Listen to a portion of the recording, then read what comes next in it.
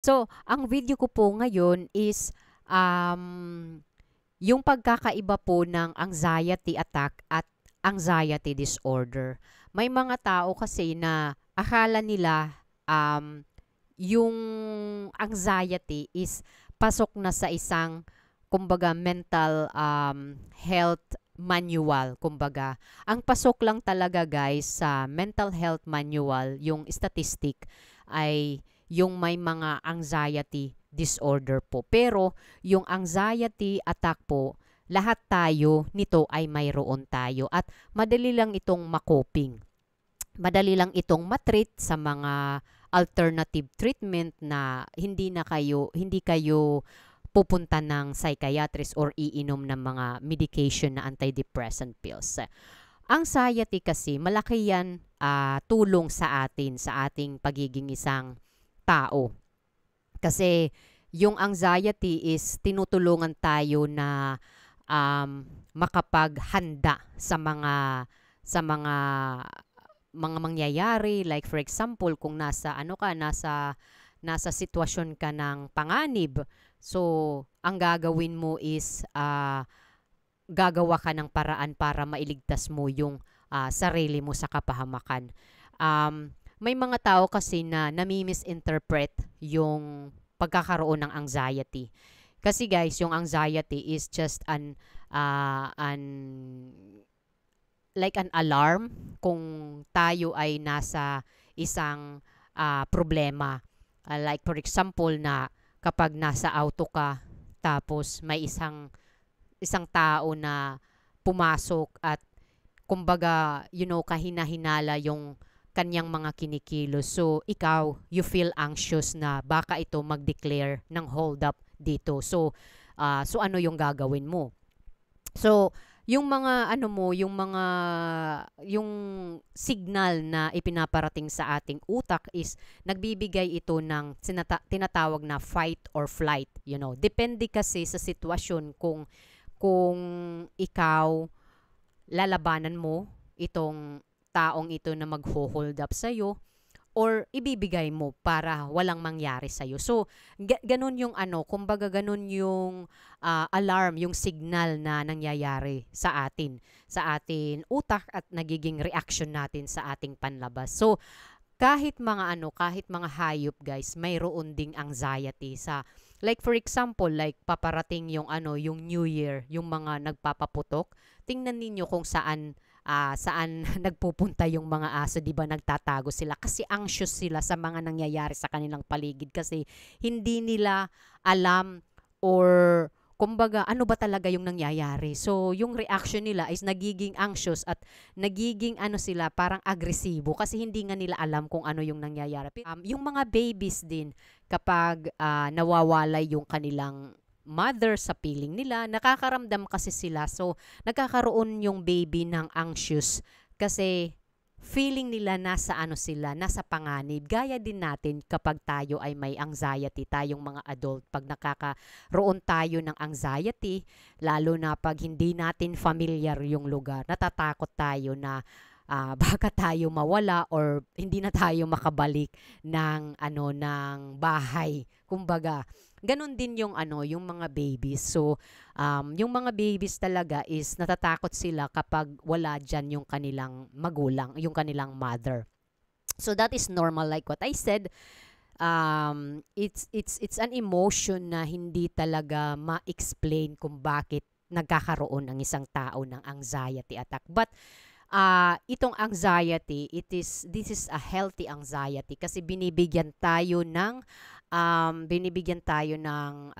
confident na harapin yung yung mga mangyayari. So yung number one kasi kapag nagkakaroon ng isang tao ng anxiety is nag-aalala sa mga paparating na mga babayarin like bills, electric bills, water bills, yung tawag nito, yung bigas na isang sakong bigas, of course, problema yan, di ba?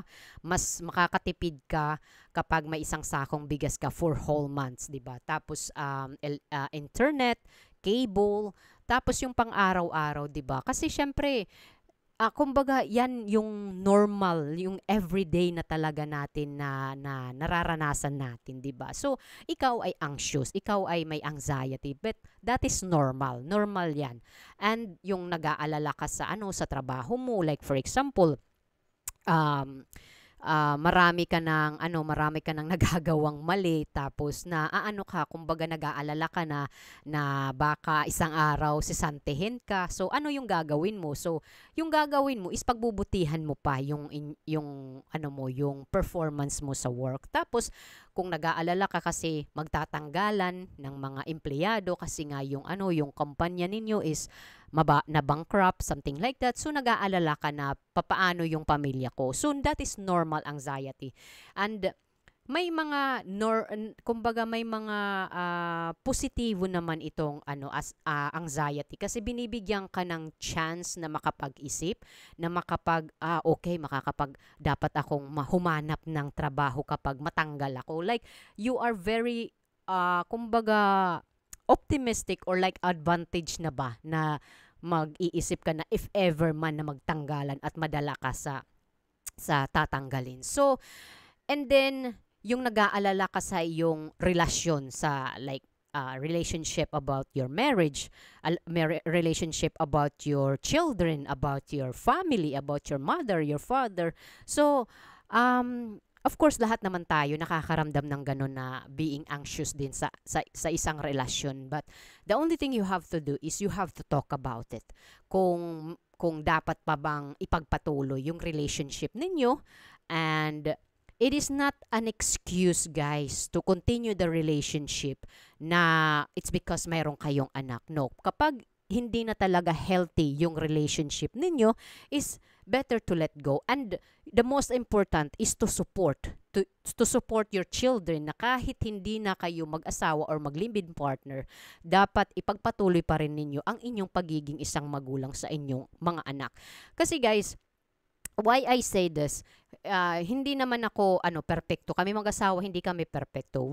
If we had a problem, we talk about it, We talk about it, and if ever man na wala na talagang solution yung we just have to focus for our child, our son, Pero hindi dapat ibig sabihin na maghihiwalay kayo is kakalimutan mo yung responsibilidad bilang isang magulang sa iyong anak. No. Kasi if you stay for the sake of your child, and then pagdating ng panahon, mo yan, kumbaga isusumbat mo yan sa anak mo na, yes, I stay with your father or I stay with your mother because of you. Hindi naman dapat ganun, guys, na isisi mo sa anak mo. Kasi, you know what, guys, ang mga bata ngayon, they are very smart. They are very understanding. At like my son, he really understand. He really, he knows kasi may mga classmate din siya na they've separated yung kanilang parents, and every 1 week nasa puder siya ng kanyang mother, at every another week nasa puder sa kanyang father. So sabi niya sa akin, sabi niya sa amin mag-asawa, sabi niya na, Papa, Mama, I am very thankful na I have only one house na babalikan o uwian, kasi yung mga kaklase ko is palipat-lipat sila ng bahay. So as 8 years old boy, alam niya talaga niya kung ano yung nangyayari sa kanyang kapaligiran. So, and then, at iba pang mga mahalagang pangyayari sa buhay natin, 'di ba? Kasi lahat, like what I said, lahat tayo may mga anxiety tayo. So, depende lang talaga kung paano natin ito kumbaga ma-interpret into a positive way naman. And then, number 2 is yung mga kahihiyan, yung parang na mental block ka sa yung sarili, lalo na kung nasa isang public presentation ka, yung hindi mo makontrol at hindi ka komportable sa mga public situation. And like what I mean is yung, like for example, nasa isang estudyante ka, tapos may isang tawag nito public presentation. minsan kasi nagkakaroon tayo ng ano ng mental block at parang anxious tayo. Ano bang nangyayari? Bakit ba ako nandito sa harapan ng mga maraming tao? So, ikaw, that is an reaction, guys. I feel that. I also feel and experience that. But those anxiety, those anxious, is ginagawa ko yun as a positive way.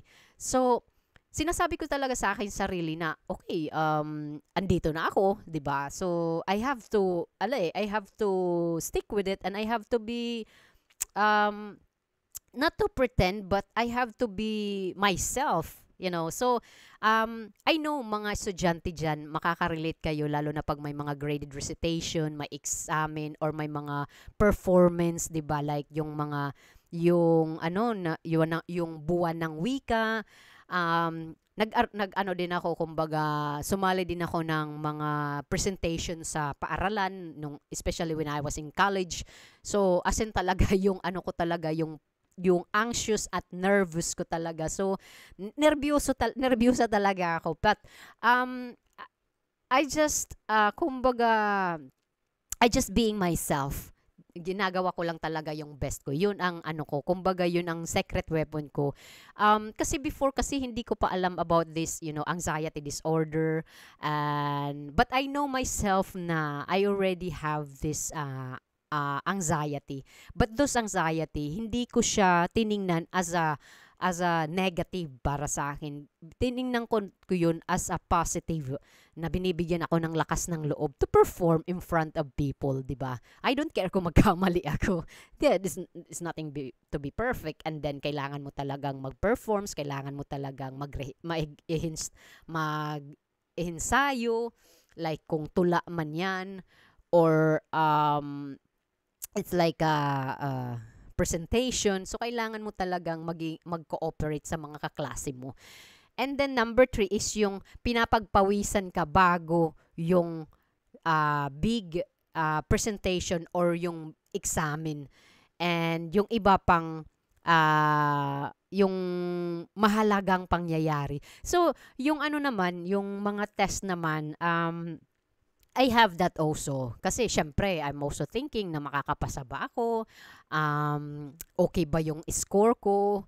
And also like, yung big presentation talaga, like recitation in front of my classmates, and may mga teacher talaga sa LNU na makakaranas ka talaga yung pamamahiya, lalo na pag yung pronunciation ng English mo, it's not good for them.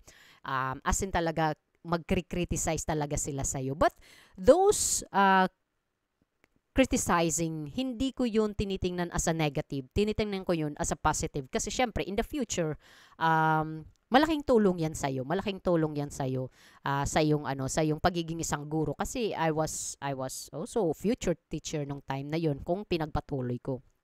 And then, yung last naman is lungkot o hirap sa pagtulog pagkatapos ng mga traumatikong pangyayari. Minsan kasi nadadala natin yan sa pagtulog, yung mga nangyari sa atin maghapon.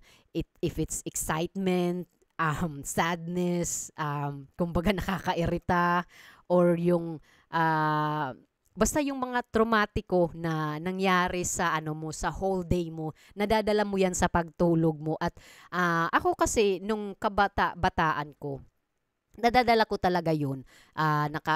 Minsan, nagsasalita ako habang natutulog, and minsan umiiyak ako. Kasi nga, syempre, kung ano yung mga daily activities na nangyari sa'yo maghapon is, nadadala mo yun sa pagtulog mo. That is normal, guys. Kasi, yung utak talaga natin, that is a very, very, kumbaga, yan ang tawag nito, pinaka-smart na parte ng ating katawan. And kasi akala natin wala na sa ating utak, pero nandyan pa rin talaga yan. Kumbaga parang yung utak natin is yung kumbaga yung malaking computer na tinatago lang lahat yung mga nangyari sa atin maghapon. And then, pag natutulog na tayo, doon na nagkakaroon tayo ng problema, kasi parang this spinning around round and round. And yung utak natin, tapos yung katawan natin is, kumbaga, nagko-connection talaga sila, nagko-connecta talaga sila. So, yes, depende lang talaga kung papaano natin makukoping yung ganito. So, I hope na nakaano kayo dito sa dito sa anxiety attack. And the next video is doon ko naman papaliwanag about yung anxiety disorder para malaman ninyo yung pagkakaiba. Kasi malaki talaga yung pagkakaiba ng anxiety attack at anxiety disorder. So thank you so much for watching this video. Thank you.